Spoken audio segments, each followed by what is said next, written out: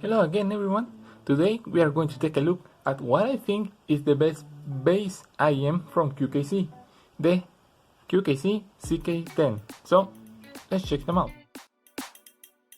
So as always guys, if you like my content, please consider subscribing and give me this video a thumbs up. It really helps out the channel. Also, if you have any kind of feedback, comment or question or whatever, leave a comment down below. I answer them all and also give you hearts. So without further ado, let's get started.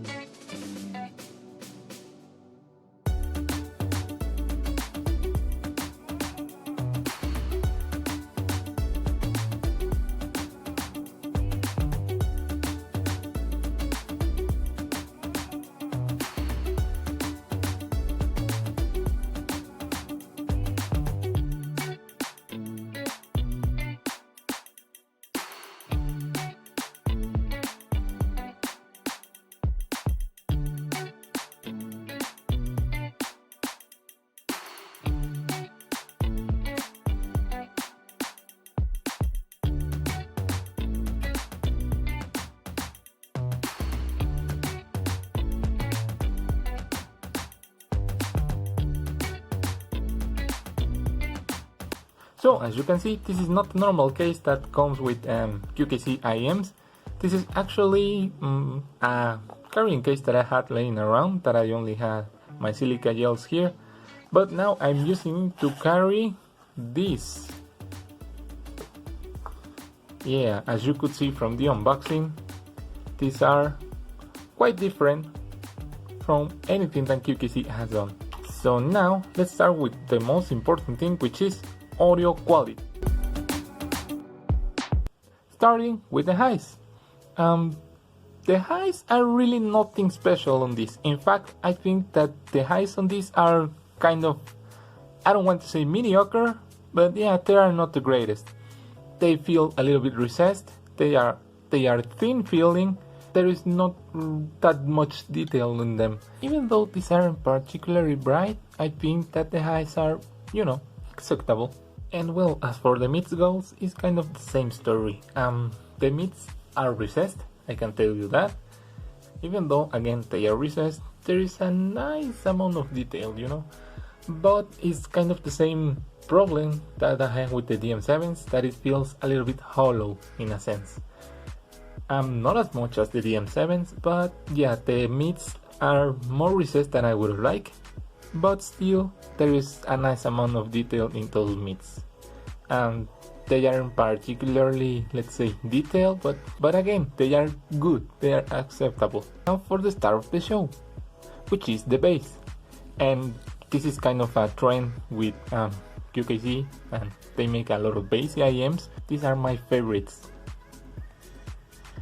So the bass is well controlled, though it feels a little bit overwhelming. I don't have the graph to show you guys, but I think that these have an emphasis on the sub bass and mid bass, so it's a really warm and dark sound. It makes for a really smooth kind of sound, but in some songs it's a little bit muddy. There is a nice amount of detail, It's not like it's just pure bass thrown at your face. It is a good amount of bass, yes, but it's, I would say, reasonably controlled.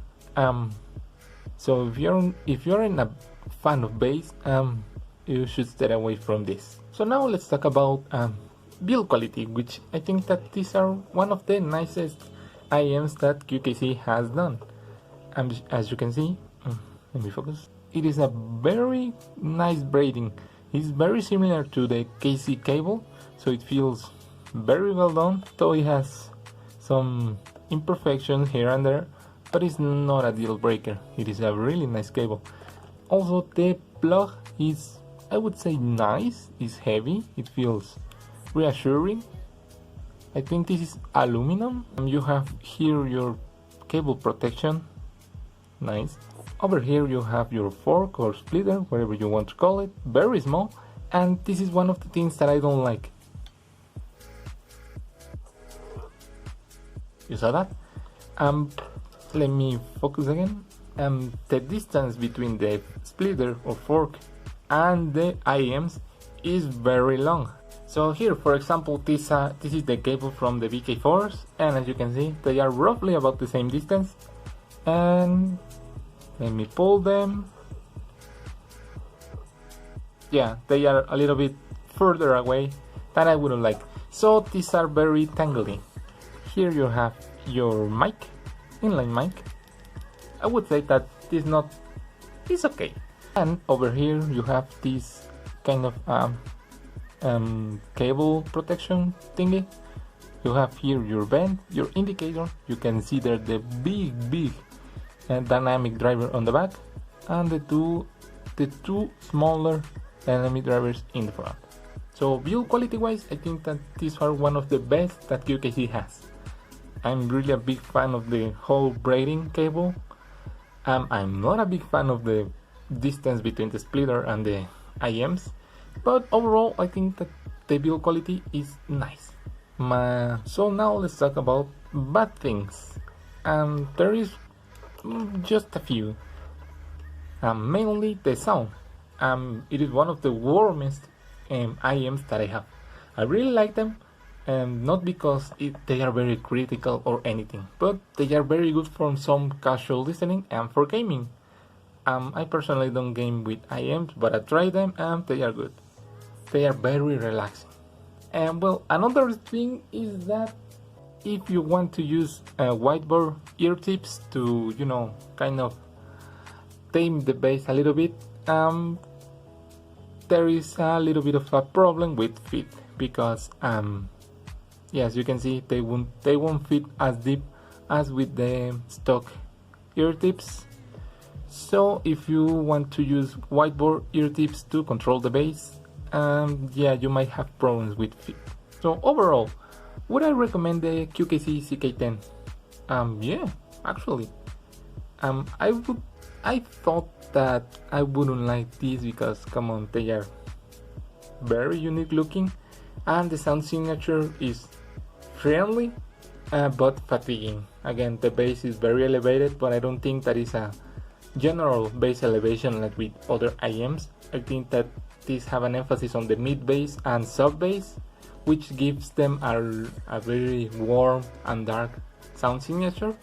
I like them, but if you are really into bass, you should stay away from this. So that would be pretty much it, guys. Again, I'm a fan of doing this kind of very concise reviews, because come on, you aren't here to hear me ramble about sound signatures with a lot of crazy terminology and all of that.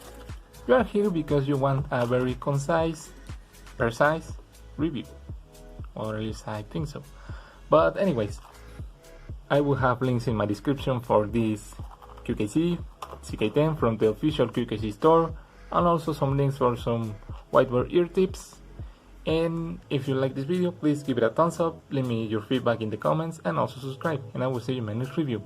Goodbye.